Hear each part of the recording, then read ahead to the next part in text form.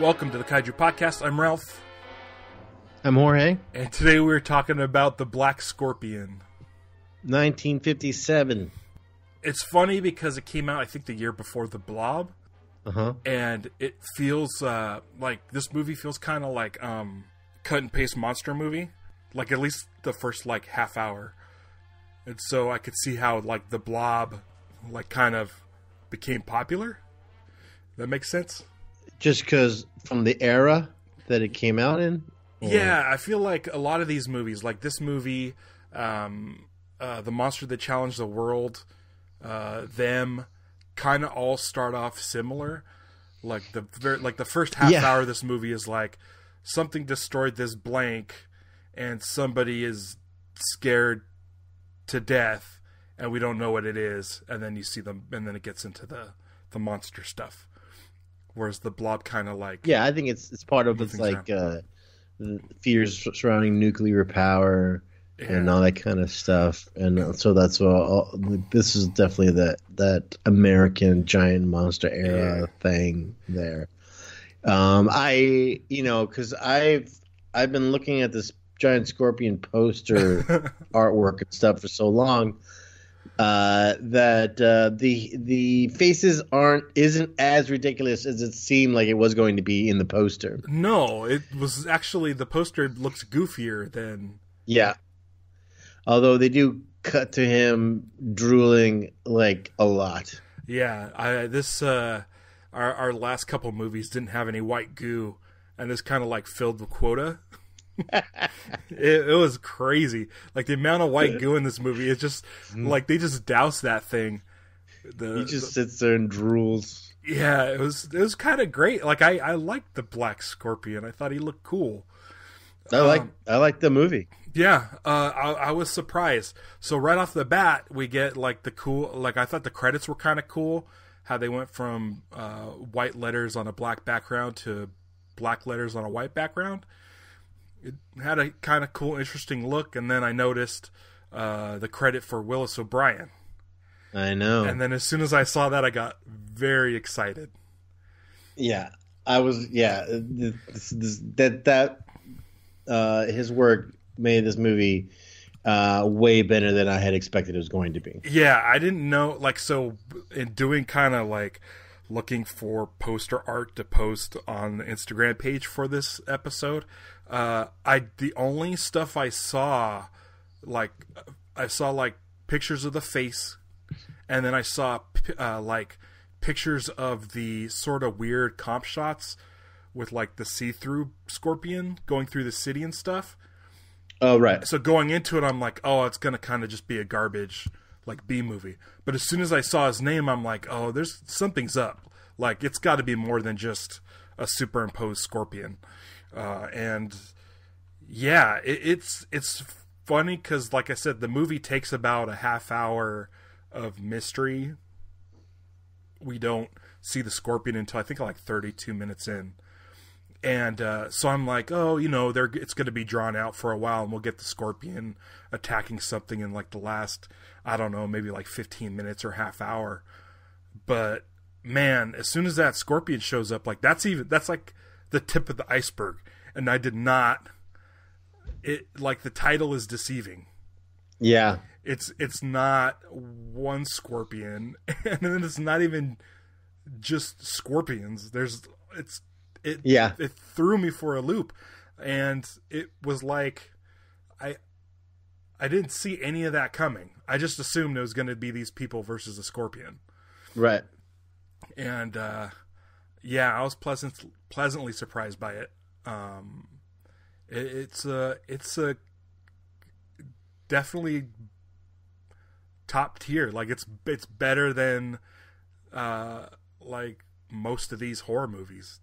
Yeah, this is definitely a way to come into a movie. This is the preferred way to come into a movie where it's like the expectations were low and it ends up like just delivering so well.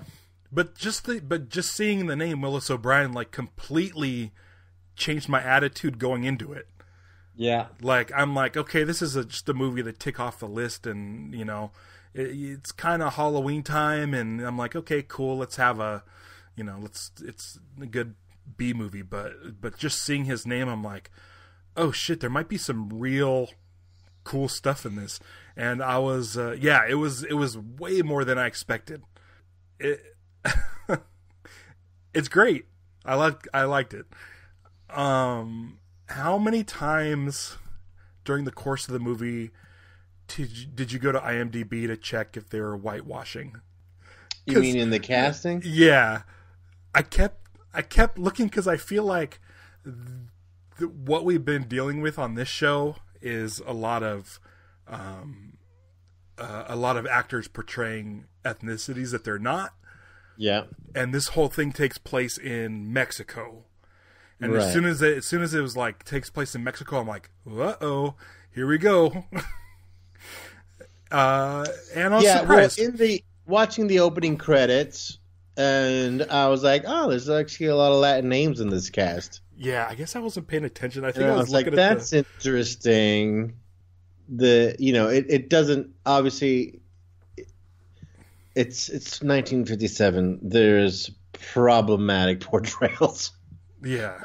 All over it. We watched, was it The Monster That Challenges the World, where they went to that Mexican restaurant, or the Baja Mexican restaurant. Yeah. And it's like just yikes all over the place. And I went and I was like trying to look up just to check if the kid was the same kid. Like throughout the movie? No, the kid from the Monster That Challenged the World. I was like, wait, who played Juanito here? Like, I was just kind of like wanting to see, just the kids that like, he's our go-to little Latin boy. Yeah, I think really Mara Cordray is her name. Yeah, I think she is. I don't know if she's portraying a Mexican woman or not. I think her name is, but I think at the beginning she sort of has an accent. Right. But that kind of just goes away. But I was looking her up, and we've seen her before. Yeah. She played Sally Caldwell in The Giant Claw. Right. And I'm like, why do I recognize all these same pictures? I was like, oh yeah, I already looked her up. Yeah, I was pleasantly surprised by the cast. I think one of my favorite characters, and I looked on IMDb, I couldn't find the actor, was the doctor in the laboratory. That dude was awesome. I love that dude. What do you call a coffee break? That guy? Oh boy. Was he not? Was he a white guy doing a thing? I don't know, but he was definitely doing a thing. Yeah. Whether they got, a brown guy to do a thing or it's a white guy doing the thing with the coffee break where he's like, fill one test tube with this, and the other one with tequila. Oh, man. That one was the most blatant one of them all. I just liked him because he was the most, like, everyone was kind of bland in the movie. Yeah, he was definitely a character. Yeah, he was like a character, and I liked it. I think I looked him up, and I took him for someone else and thought he was. So I don't know. He was the most Speedy Gonzalez of everybody. I guess so. He was fun. This movie reminded me a lot of Them. It's all the way down to the fact that they used them sounds. They used I was like, squealing? oh, maybe it's big ants. Yeah, they have that. I'm so used to that sound being for them, and it was kind of like the ant noise with maybe a little bit of lion roar mixed in. Yeah, they definitely had a roar, and then the rest of that sort of like cicada, like chirping, like high frequency thing. Yeah, I didn't even think about it. Is it the exact same thing from Them?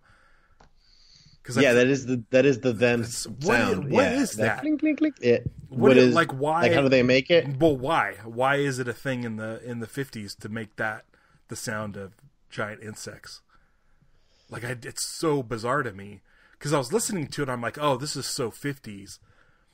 But then to say like it's the same as Them, it's really weird. I don't know. It's like it's funny. It's like when there's this, when like we were going through like the haunted mazes and stuff, and you go through, and then when they do a room that's like the spider room, and it's all webby, everyone kind of has the same sound effect. I don't know what it would call, but it's kind of like this. You get this like kind of like this sound, and you go, that's spiders. That's the spiders moving around sound, and stuff like. I was like, because like I couldn't. I'm working on this haunted house in Hawaii, and I was like going, oh, we have a spider room, and I don't know where that sound is. I don't know how to Google. How do I find that sound? So I was like, I pulled this thing on this old there's this old like Sounds of Terror record I had as a kid that I found someone had like ripped it online, because I remember there was this like the Incredible Giant Crab. Did you ever hear this as a kid? No. It's like this clackety kind of like, that's the crab moving, and then you hear like a woman screaming, and then there's like these crunching noises. Okay. And I was like, oh, I'm gonna totally use that in the haunt. Oh, that sounds cool. So it's gonna be like, yeah. So that's gonna be our spider sound. But yeah, I don't know. Is this the same studio? I was like, is it just like they're just going to their sound bank of sound effects? Was them Warner Brothers? I don't know. I'm trying to think. It may have been. The only thing I can remember from them is the blue and red font. But this is a Warner Brothers movie, so I'm assuming them. Maybe it was a Born Bride. I can look it up. Let me look it up. It is a Warner Brothers movie. So they probably borrowed from the same library. Yeah. Cool. I don't know about the sound of the little scorpion. The squeaking. Oh, right. I guess that's supposed to be the tiny version of that. I guess. Yeah, I don't know. Yeah, I guess. Hey, at this part of the beginning, when they come upon, it's kind of like, again, like in them, what the first thing they do is they come upon this house that something happened, Yeah. It's like they're like they're like investigating it. Yeah. And then they have their gun out, and he sits there, and there's the rattling sound. Yeah. And they're expecting a snake, but then like I kind of felt that it was going to be a baby, and then they pull the thing aside, and there's a baby there, and the guy's like referring to the baby, but he's still pointing his gun at it. He's like pointing at the kid with his gun. He's like, that rattlesnake, that's the worst kind of them all. But he's pointing him. I'm like, what? It's a baby. Put your gun away at this point. And then they just pick up the baby and take the baby. Not even investigating to see if there's more people around to take care of the baby. I don't think there. I think we understood that there's no one in the house, because they found that dead cop there. Yeah. Yeah, and then you get that the guy the guy has that line that he talks about feeding his kid beans and tortillas. Oh, yeah. Because it seems to keep them quiet. Or it's like because Mexican babies don't make a lot of fuss and noise. Yeah, there's a lot of like it's like when they come into that town with that baby, then there's the guy driving. He speaks Spanish, that we know from his character. Yeah. But it's the white guy talking to this small village of Mexican people. Uh-huh. And it's just kind of like, what? Yeah, when I heard that guy speaking Spanish, I looked him up on IMDb. And he checks out. It was weird because I couldn't, like with the black and white, I was like, I just don't know. I have to know if I need to hate this or not. Yeah, I think they definitely used a lot of Latin people in it. There's definitely, for sure. In fact, there's like two guys. I was like, are those two guys related? Because they it almost looked like the same guy twice. They're standing next to each other. They look so similar to each other. Oh no. It's like that one guy. It's like when they go and they're like the officials, the officials of Mexico City. Mm-hmm. There's the one guy in the military uniform and the other guy's like in the suit, but they don't kind of like.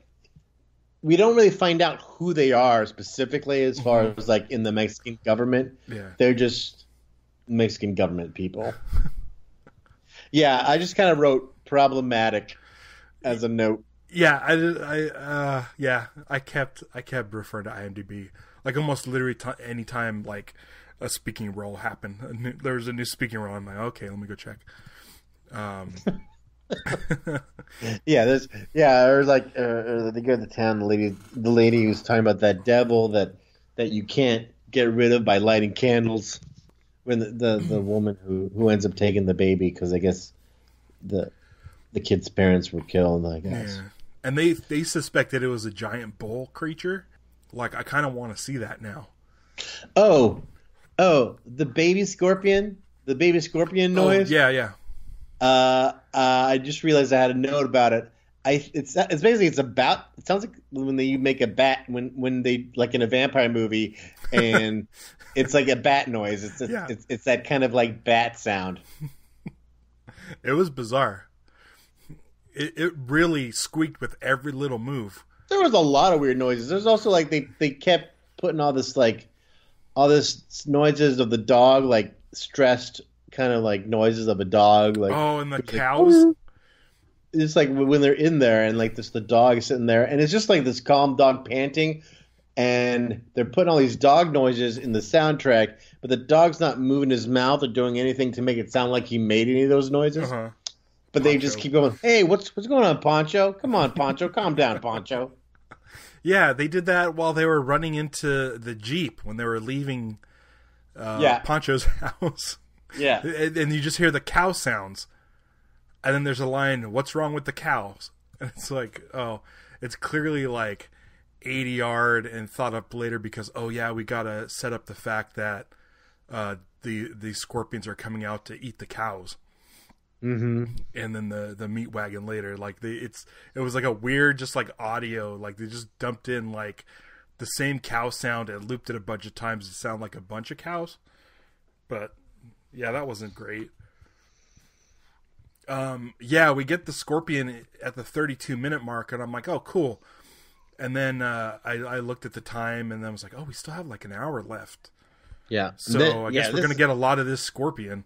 Yeah, this is the moment when it gets good because I was like, all right, the faces aren't so weird. Yeah. And then I was like, stop motion, fantastic. And then I was like, Willis O'Brien. Yeah, when you see the scorpion come out from under the bridge. Yeah. It's like, oh, that's good stuff because you can tell. The telephone guy? Yeah, that dude. Telephone pole guy? Yeah.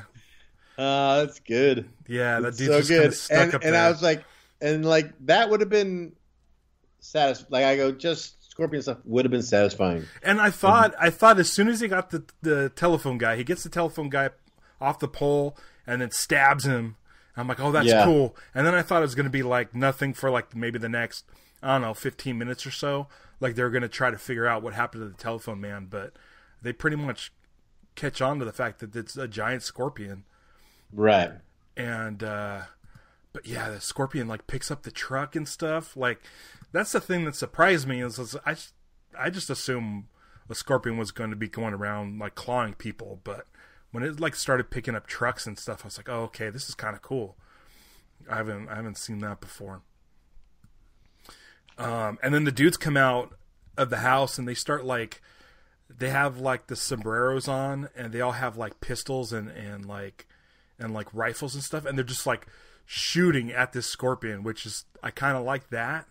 We're so used to like jets and tanks and stuff fighting these giant creatures, but it's kind of cool just to see guys just up against a giant monster, which I guess happened in them, but there's something about this that I enjoyed a lot, where with those guys just kind of trying to defend the house with just like pistols. And then there's like a weird line in there that says that they're so far out from civilization that they like have to take care of it themselves, which is like, I guess their version of saying, oh, we're out of range for our cell phones like nowadays. Oh, totally. Yeah.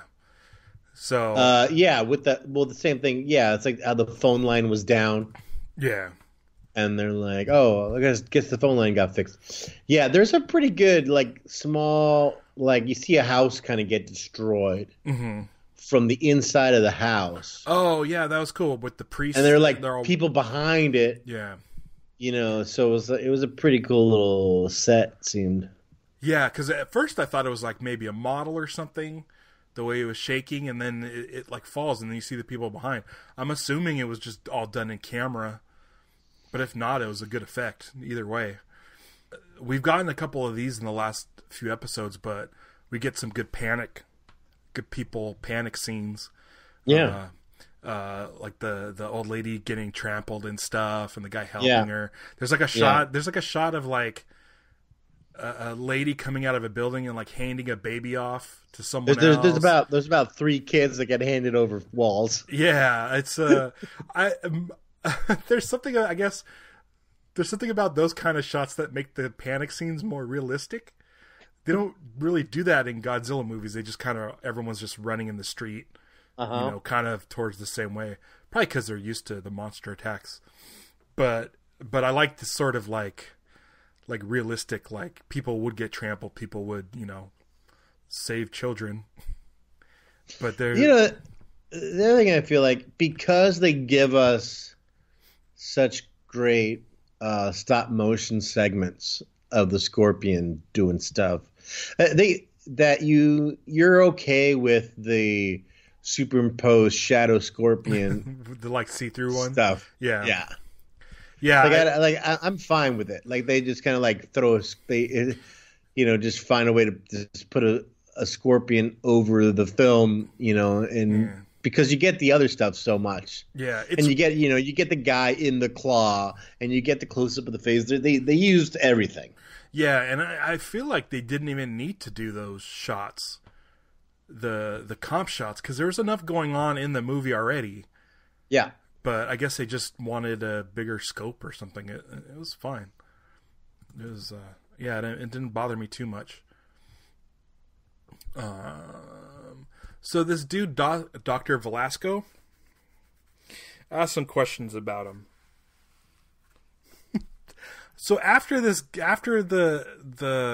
Scorpion takes out this village, this dude shows up, Dr. Velasco, and he has all the answers already. Yeah. And starts telling him everything that why everything is happening. It's like, why weren't you here already? And then he says he comes up with a plan, and he says if the plan doesn't work, that they'll be in trouble. As if he's not going to be around for this plan.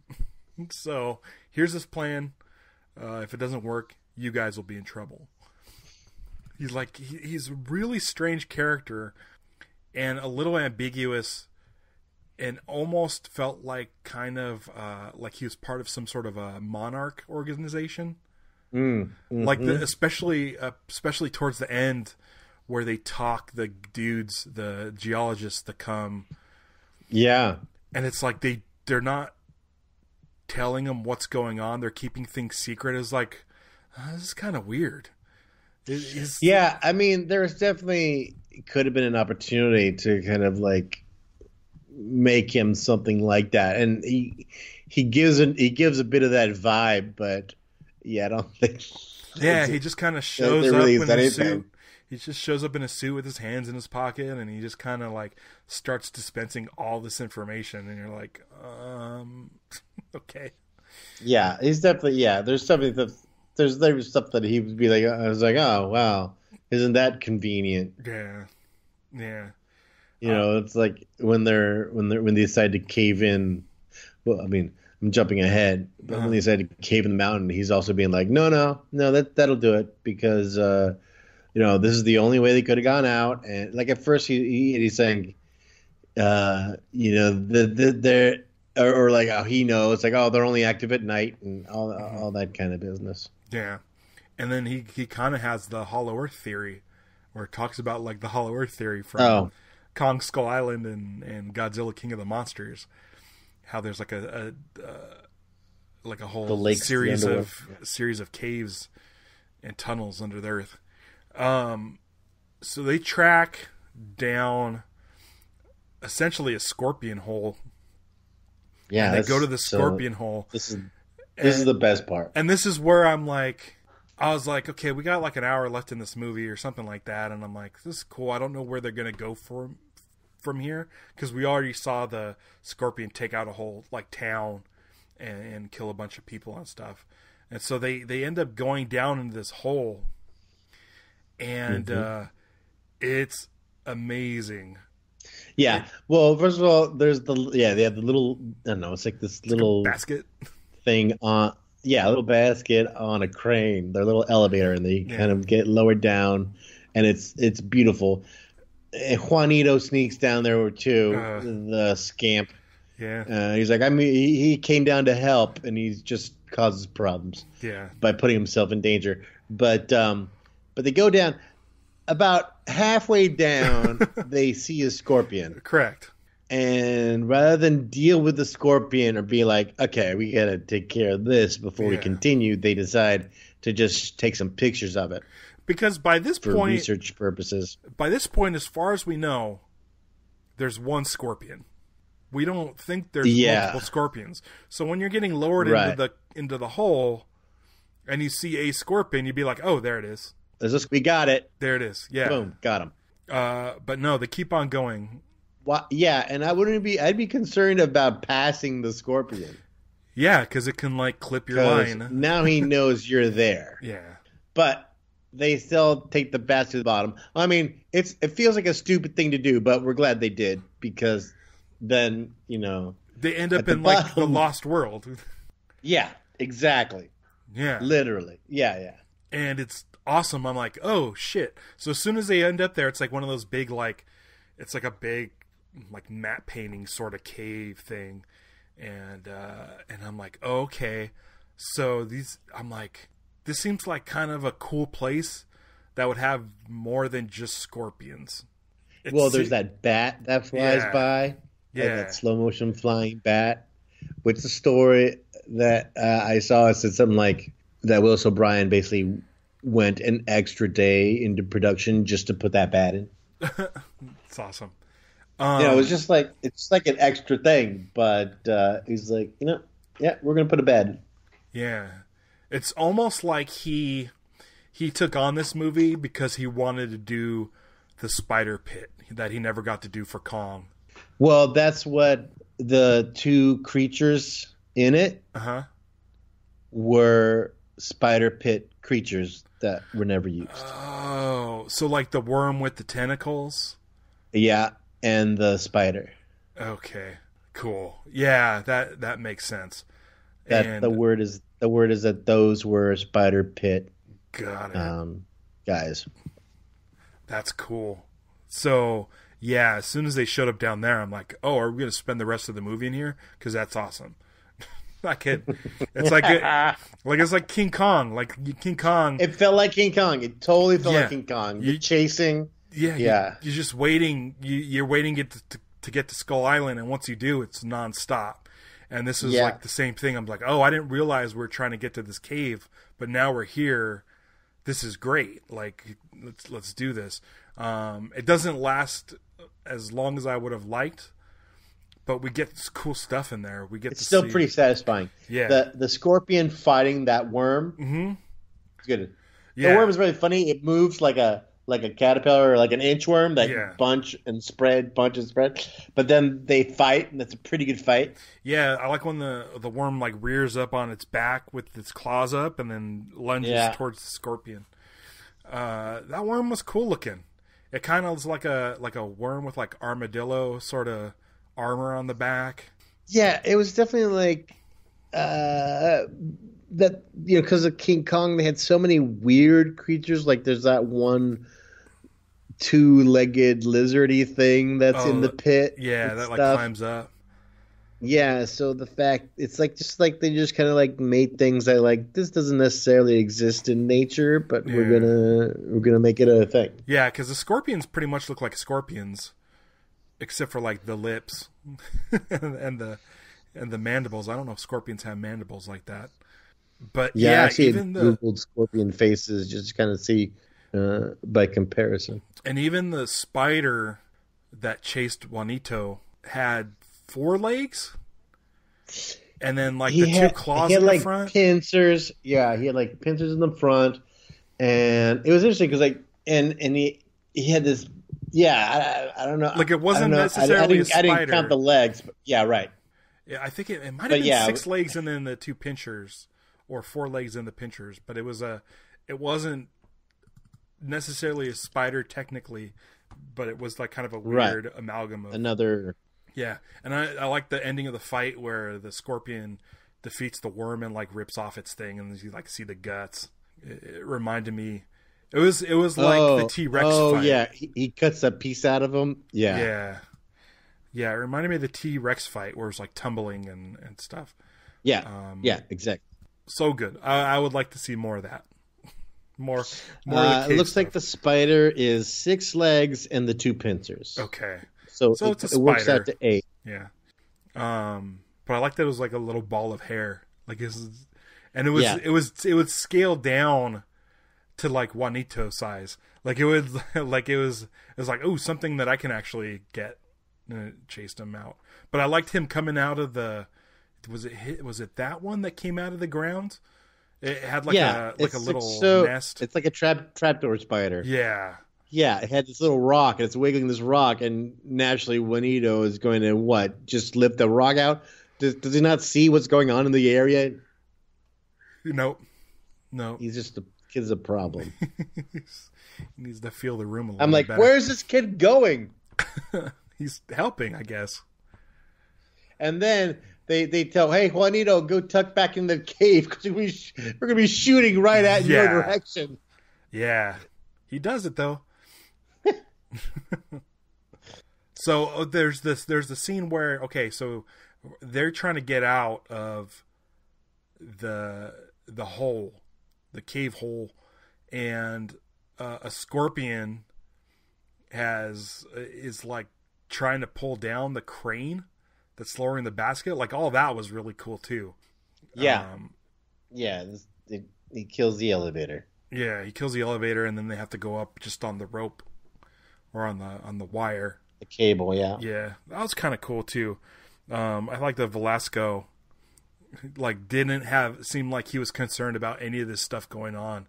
Like he had no reaction. He just stood there, just staring at everything unfolding, like he'd seen this before.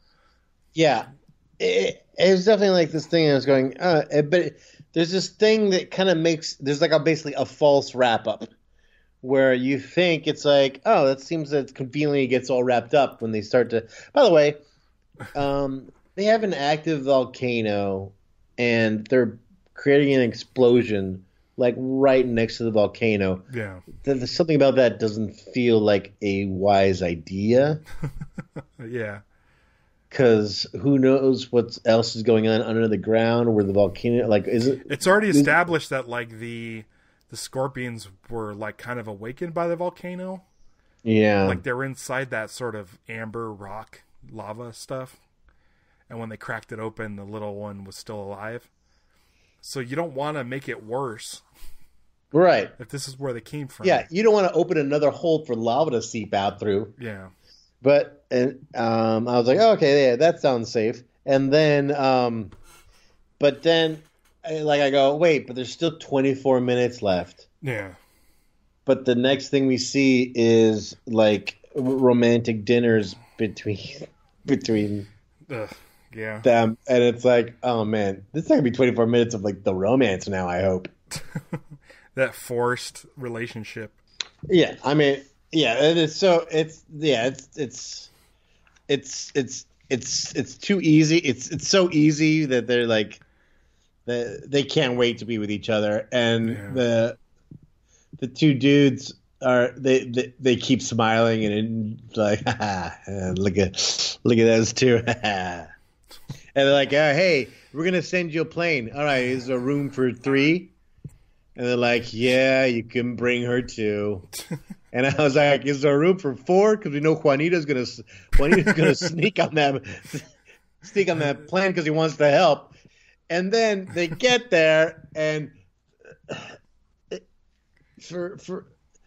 this woman was brought along to just have dinners with the guy, and what, just for dates, because as soon as they get there, they're like, okay, you two got to come with me, and the driver will take you wherever you want to go. Yeah. It's like we have plenty of shops for you to go to. It's that kind of thing, and then it's like, and they also, there's a lot of fancy dressing. Lots of dressing up in this movie, like more than you think there would need to be. Yeah, like I think she has 2 outfits from when they started having drinks to when they went to dinner later, and the guy's in a tuxedo at dinner. Yeah, I guess he brought that along with him. I mean, the goal is to stop the Black Scorpion. Where's the luggage that all these suits were in? Yeah, or like when she says, like, you'll want. Or from the very beginning, after they save her and they bring her home, and she gets back to her place at the start, and then she's like, "You guys are probably going to want to shower, so we'll send you to your rooms." And then cut to they're in ties for dinner at that place. Yeah, that happens kind of earlier too, where they're like, "Oh, we like they were running out of daylight or something, or we're good until, the nighttime's coming soon," but they just like kind of just go do stuff. Like, at night they're coming out. Yeah. Why are you at dinner? This is when you should be doing stuff. This is where the Scorpion comes out and gets on the train tracks. Yeah. Which, I mean, it's obviously a like miniature train and stuff. In fact, I think in one of like the like trivia or goofs, I think that I saw when I was looking at the movie on IMDb, said that there's actually on one of the trains you can actually make out that it says Lionel. Oh, really? Yeah. Yeah. It still kind of worked for me. Looks good. I'm happy with it. Because there's a giant scorpion attacking it. And then they intercut, like, when the train derails, they kind of intercut a cabin, train cabin full of people, and they all kind of like fall to one side, like the same way that the miniature train is going. Right. Yeah, I liked all that, and with the scorpions like picking it up and stuff. Yeah, and train derailment is just classic, giant monster antics. Yeah, I enjoyed. I really liked the train attack. And then we get the giant scorpion, who's a little hard to tell when you're looking at the giant one as opposed to a regular one. Right. Unless especially they're like in the same shot. Yeah. But I mean, we kind of just get down to the one scorpion in the, what is it, a stadium? Yeah. Yeah. They take the black one. Because he's the biggest one. Yeah, that's another little piece of convenience. Like, luckily, he killed all the other scorpions. Yeah. So we don't have to deal with. Dude, this attack is hilarious because they find out that you can shoot him there's like a light spot underneath the neck, and so when they go to attack, you got to hit the light spot. And they came up with this weapon, which is like a harpoon that's electrified, and the general is like waiting. You're waiting for him to shoot this exposed spot under the neck, and he finally shoots it and totally misses. And I'm like, oh my god, dude! Like, I was so mad at him. He had one job. Yeah, so he reels it back in, and then picks up the harpoon, which is still electrified. And he dies? Yeah. What? Where is the electricity coming from? Oh, on harpoon. I guess that one. But the wire he was reeling in. I don't know. I don't know. Yeah, but you're right, because they shoot it, and then they flick the switch on it. Yeah. And they're like, "You missed." Yeah. But yeah. Is it the wire he was reeling in? I don't know. I don't know, but it was. And what that wire was insulated. I don't know, but it definitely. I did not see that coming, and it was kind of funny to me. Yeah, that his death the army is pretty guys, goofy. the army guys decided not to throw the switch off while he was reeling it in. But yeah, his death, he just kind of went, ooh, yeah, and then they yell, turn the switch off, and he just kind of falls out of frame, like never to be seen again. It was a silly death, but I enjoyed it. I mean, that whole sequence was great because they just threw everything at the Black Scorpion, tanks and helicopters and jeeps, and they didn't seem to be in any sort of formation. They just were kind of just going everywhere. Yeah, they're just like, we're gonna just attack him from wherever we can, and like the tanks were shooting it from up close, but it would miss. It would like explode in the sky and stuff, and they were just kind of all over. And then I think there was a couple of shots that they reused of the Scorpion taking out the helicopter and the tank.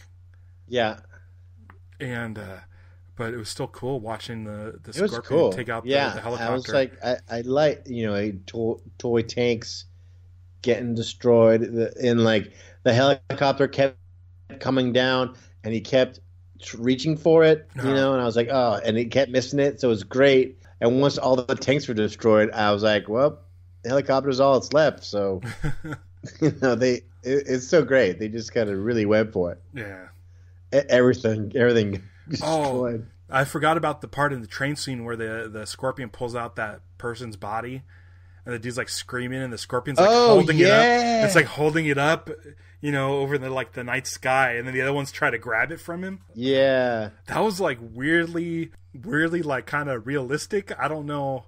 I mean, it's clearly a stop motion puppet dude, but there's something about it where it was like just seeing the Scorpions glorify their trophy. It was like, oh, that's really off-putting. Just it was eerie. It was eerie of just him holding it up like, I got the guy, and then the rest of them going after it. That was kind of cool. But all the little puppet people, like even the puppet dude climbing up the pole in that one shot when you first see the telephone guy. Yeah. Like I like all that sort of stop motion people interacting with the stop motion creatures. Yeah, they finally hit him under the soft spot, take him out. All the tanks just unload everything they have into the Scorpion. And that's pretty much it. It's great. Yeah, I'm kind of interested in more of these American sort of B monster movies. Yeah. I don't think any of them have really let us down. I think there was like Monster Challenges World was kind of, there was still fun stuff in it and weird stuff in it. And like Them, of course, is awesome. But I don't think we really run across one that I was like, oh, I'd never watch that again. No, totally not. Cool. So highly recommended. I don't think it's a top 5, but I mean, just the whole like Willis O'Brien stuff is. Yeah, it's worth there to see the work. Yeah. And if you're a King Kong fan, to kind of see a couple of the monsters that didn't make it into King Kong. Yeah. You want to get into next week's episode? Yeah, because like 20 years later, they were just sitting there in some guy's studio waiting to be used. Yeah, that's got to be why. I gotta send you the picture of the two guys that look so much alike that I was like, is that the same guy twice? Yeah, send that to me. I'll put it in the show art. I put that in the show art, and I put that Scorpion holding up that dude for sure. All right, man. You want to talk about the next episode? Sure. Let me see if I need to get the full title of this thing. All right. Our next episode will be Monster X Strikes Back, Attack the G8 Summit from 2008. I'm hoping I can get this on kaijupod.com. It might be tough to get it up there. We'll see about it. I might. So if you could track it down, make sure you watch that before our next episode. So keep an eye. kaijupod.com. That'll also give you links to our Facebook, Twitter, Instagram, and YouTube. So hopefully we'll have that up for you. That'll be in a couple weeks. So look forward to that conversation. Because I know I am. Shit. You know, you think I would watch the movies, because we've been doing this for almost 3 years now. Or we're coming up on our 3. You think that I would be watching the movies and be like, you know what? To anticipate your till next time? Yeah. So I would like, oh, that's kind of a funny little thing. No, never once have I ever thought to just drop in a note where I would say, until next time. Say this. I think I've dropped a note a couple times. Oh, have you? A couple times. Or like what'll happen is someone's like when we go through it, there'll be like a note that I sit and I go, all right, that's, I don't say everything. I don't read every note that I took because I just kind of like keep it the flow of the conversation. Yeah. And then I'll just kind of end up using one of those little detail bits. Mm-hmm. But I might actually do one that will be true. Like this may actually happen before the next episode airs. So until next time, I'm going to go eat some beans and a tortilla. Oh, I'm definitely going to do that before the next episode airs. Yeah, probably.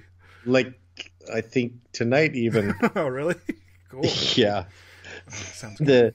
It's like we're getting ready to leave and we have all these things, when you're like, all right, we got to eat stuff out of the fridge.